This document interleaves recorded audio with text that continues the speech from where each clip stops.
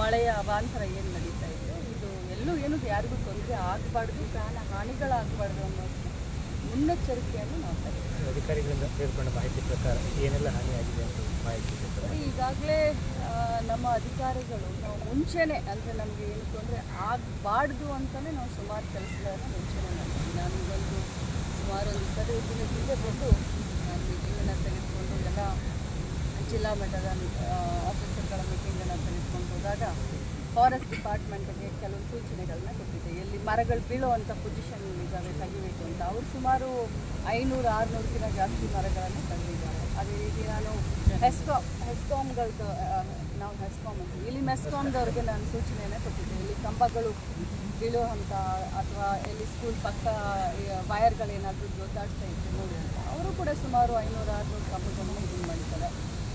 ಉಡುಪಿ ಸಿಟಿಯಲ್ಲಿ ನಮಗೆ drain problem ಆಗುತ್ತೆ. ಯಾಕಂದರೆ ಸುತ್ತಮುತ್ತ ನದಿ ಮತ್ತು ಸಮುದ್ರ ಇರೋದ್ರಿಂದ ಚರಂಡಿಗಳನ್ನು ಕ್ಲೀನ್ ಮಾಡೋಕ್ಕೆ ನಾವು ಹೇಳಿದ್ವಿ. ಸೊ ಚರಂಡಿಗಳನ್ನು ಕ್ಲೀನ್ ಮಾಡಿದ್ವಿ. ಸೊ ಕಾಲ್ಸಂಕದಿಂದ ಲಾಸ್ಟ್ ಟೈಮ್ ಸುಮಾರು ನಮಗೆ ಡೆತ್ಗಳಾಗಿತ್ತು. ಅಲ್ಲೂ ಕೂಡ ಮುನ್ನ ಜಾಗ್ರತೆ ನಾನು ಮಾಡಿದ್ವಿ. ಸೊ ಈ ರೀತಿ ಸುಮಾರು ಕೆಲಸಗಳನ್ನ ಆಲ್ರೆಡಿ ಮಾಡಿದ್ವಿ. ಜಿಲ್ಲಾಡಳಿತದಿಂದ ಹೆಲ್ಪ್ಲೈನನ್ನು ಇಟ್ಟಿದ್ವಿ. ಎಲ್ಲ ರೀತಿಯಾದಂಥ ಕ್ರಮವನ್ನು ಲಾಸ್ಟ್ ಮೀಟಿಂಗ್ ಆದಾಗ 5 ಕೋಟಿ ಕಡಲ ಕೊರತದ ಬಗ್ಗೆ ಪ್ರಸ್ತಾಪ ಮಾಡಿದ್ವಿ ಮತ್ತು ಹಳೆ ಬಾಕಿ ಹೊಂದಿದೆ ಅಂತ ಪ್ರಸ್ತಾಪ ಆಗಿತ್ತು. ಹಳೆ ಬಾಕಿ ಬಗ್ಗೆ ನಾವು ಈಗಾಗಲೇ ಸರ್ಕಾರಕ್ಕೆ ನಾವು ತಿಳಿಸಿದ್ದೀವಿ, ಪ್ರಸ್ತಾವನೆ ಈಗ 5 ಕೋಟಿಯನ್ನು ತತ್ಕ್ಷಣಕ್ಕೆ ನಮಗೆ ಕೊಡಬೇಕು ಅಂತ ನಾವು ಮೊನ್ನೆ ಹೇಳಿದ್ದೀವಿ. ಮೀಟಿಂಗ್ನಲ್ಲೂ ಕೂಡ ಅದಕ್ಕೆ ಕೂಡ ನಾವು ಮಾನ್ಯ ಈಗ ಸದ್ಯಕ್ಕೆ ನಾವು ಕೆಲಸ ಅನ್ನೋದು ಶುರು ಮಾಡಿದ್ದೀವಿ. ಮೊನ್ನೆ ಮೀಟಿಂಗ್ ಹೇಳಿದ 5 ಕೋಟಿ ಬಂದಿಲ್ಲ, ಅದು ಬರುತ್ತೆ. ಅದಕ್ಕೇ ಅಲ್ವಾ ಈಗ ಎಲ್ಲ ಶುರು ಮಾಡಿದ್ದೀವಿ. ಒಟ್ಟಾರೆ 50 ಕೋಟಿಗೆ ಹೆಚ್ಚು ನಷ್ಟ ಆಗಿದೆ. ಪರಿಹಾರ ಎಲ್ಲೆಲ್ಲಿ ಏನು ನಷ್ಟ ಆಗಿದೆಯೋ ಏನು ಜಿಲ್ಲಾಡಳಿತ ನಮಗೆ ಕಳಿಸ್ತಾರೆ ಕೇಳ್ಬೋದು. ಭೇಟಿ ಮಾಡಿದ್ದೀರಿ ಉಡುಪಿ ಜಿಲ್ಲೆಯ ಮಳೆ ರೆಡ್ ಅಲರ್ಟ್ ಘೋಷಣೆ ಮಾಡಿದ್ವಿ. ಶಾಲೆಗೆ ರಜೆಯನ್ನು ಇವತ್ತು ಖುದ್ದಾಗಿ ನಾವೇ ಬಂದು ವೀಕ್ಷಣೆಯನ್ನು ಮಾಡಿದ್ವಿ. ಗುಜ್ಜರ ಬೆಟ್ಟಕ್ಕೆ ಈಗ ಫಸ್ಟ್ ಸ್ಟಾರ್ಟ್ ಮಾಡಿದ್ವಿ. ಇಲ್ಲಿಂದ ಶುರು ಮಾಡಿದ್ವಿ. ಸಾಯಂಕಾಲವರೆಗೂ ಎಲ್ಲೆಲ್ಲಿ ಹಾನಿಯಾಗಿದೆ, ಯಾರಿಗೆ ತೊಂದರೆ ಆಗಿದೆ, ಎಲ್ಲ ಗುಡ್ಡ ಕುಸಿತ ಆಗಿದೆ ಎಲ್ಲ ವೀಕ್ಷಣೆ ಮಾಡಿ ಮುಂದೆ ಏನೇನು ಕ್ರಮ ತಗೊಳ್ಬೇಕು.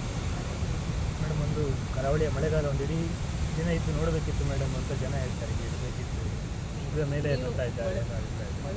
ಭಾಳ ಒಳ್ಳೆ ಮಾತು. ಅವರು ಇರು ಅಂತಂದರೆ ಇಲ್ಲೇ ಮನೆ ಮಾಡಿ ಇಲ್ಲೇ ಇಟ್ಕೊಂಡು ಜವಾಬ್ದಾರಿಗಳು ಸೆಕ್ಷನ್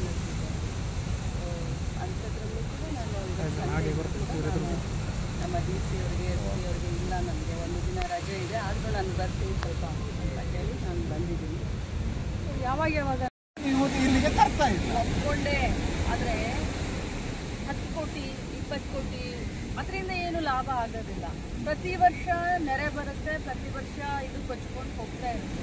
ಒಂದು ಪರ್ಮನೆಂಟ್ ಸೊಲ್ಯೂಷನ್ ಅಂತ ಹೇಳ್ತೀನಿ ನೋಡಿ. ನಮ್ಮ ರಾಜ್ಯದಲ್ಲಿ ಸುಮಾರು 300 ಕಿಲೋಮೀಟರ್ ನಮಗೆ ಕರಾವಳಿ ಇದೆ.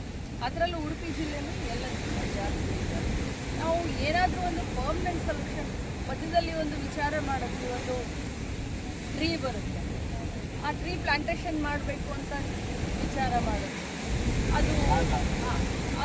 ಅದು ಆಗಿಲ್ಲ. ಈಗ ಏನಾದರೂ ಇದೊಂದು ತಡೆಗೋಡೆಯನ್ನೇ ನಾವು ಮಾಡಬೇಕು ಅಂತ ನಾನು ದಿನೇಶ್ ಗುಂಡೂರಾವ್ ಸರ್ ನಾವು ಮಾತಾಡ್ತೀವಿ. ಸುಮಾರು ವರ್ಷದಿಂದ ಇದೆ ಇದು, 1 ವರ್ಷ 2 ವರ್ಷದ್ದಲ್ಲ. ಆದರೆ ಈ ಬಾರಿ ಖಂಡಿತವಾಗ್ಲೂ ಏನಾದರೂ ಒಂದು ಮಾಡ್ತೀವಿ. ತಡೆಗೋಡೆ ಮಾಡೋದಷ್ಟೇ ನಮ್ಗೆ ಅನುಕೂಲ ಆಗುತ್ತೆ. ಮೊನ್ನೆ ಡಿ ಸಿ ಮತ್ತು ಸಿ ಒ ಮೀಟಿಂಗ್ನಲ್ಲಿ ದಿನೇಶ್ ಗುಂಡೂರಾವ್ ಆಗಲಿ ನಾವಾಗಲಿ ನಮ್ಮ ಡಿ ಸಿ ಅವರಾಗಲಿ ಎಲ್ಲರೂ ಚರ್ಚೆ ಮಾಡಿದ್ವಿ. ಇದೊಂದು ಪರ್ಮನೆಂಟ್ ಸೊಲ್ಯೂಷನ್ ತರಲಿಕ್ಕೆ ಈಗಾಗಲೇ 400 ಚಿಲ್ಲರೆ ಕೋಟಿ ರೂಪಾಯಿ ಪ್ರಸ್ತಾವನೆಯನ್ನು ನಾವು ರಾಜ್ಯ ಸರ್ಕಾರ ಕಳಿಸಿದ್ದೀವಿ. ಅವರು ಕೇಂದ್ರ ಸರ್ಕಾರಕ್ಕೆ ಕಳಿಸಿದ್ದಾರೆ. ಆದಷ್ಟು ಬೇಗ ಮಾಡಬೇಕು ಅನ್ನೋದು ನನ್ನ ಆಸೆ ಇದೆ. ನನ್ನ ಉಸ್ತುವಾರಿನಲ್ಲೇ ಇದಾಗಬೇಕು ಕೆಲಸ ಅಂತ ನನ್ನ ಆಸೆ. ಈಗ ನಿಮ್ಮ ನೇರ ಮಾತುಗಳು ಕೇಂದ್ರದಿಂದ ಏನು ಅನುದಾನ ಬರ್ತಾ ಇಲ್ಲ ಅಂತ ಹೇಳೋದು. ನಾವು ಪ್ರಯತ್ನ ಮಾಡ್ತೀವಿ. ನಾನು ಬೇರೆಯವ್ರ ಮೇಲೆ ಆರೋಪ ಮಾಡೋದು ಬೇಡ, ಪ್ರಯತ್ನ ಮಾಡ್ತಾ ಇದ್ದೀವಿ. ಓಕೆ, ಈಗ ತಾತ್ಕಾಲಿಕ ಕಾಮಗಾರಿ ಅಂತ ಹೇಳಿ ನೀವು ಲಾಸ್ಟ್ ಟೈಮ್ ಕೂಡ ಇದೇ ಮಾತನ್ನು ಹೇಳಿದ್ದೀರಿ. ಅಲ್ಲಿಗೆ ತಾತ್ಕಾಲಿಕ ಕಾಮಗಾರಿ ಅಲ್ಲಿ ಕೂಡ ಏನು ನಡೀಲಿಲ್ಲ ಅಂತ ಹೇಳುವಂಥದ್ದನ್ನು ನಿಮ್ಮೊಂದು ಗಮನಕ್ಕೆ ತರಲಿಕ್ಕೆ ಬಯಸ್ತಾ ಇದ್ದೀನಿ. ಕಾರಣ ಏನಾಗಿದೆ? ಕಾರಣ ಏನು ಅಂದ್ರೆ ಹಿಂದೆ ಪ್ರಾಕೃತಿಕ ವಿಕೋಪ ನಿಧಿಯಿಂದ ನೀವು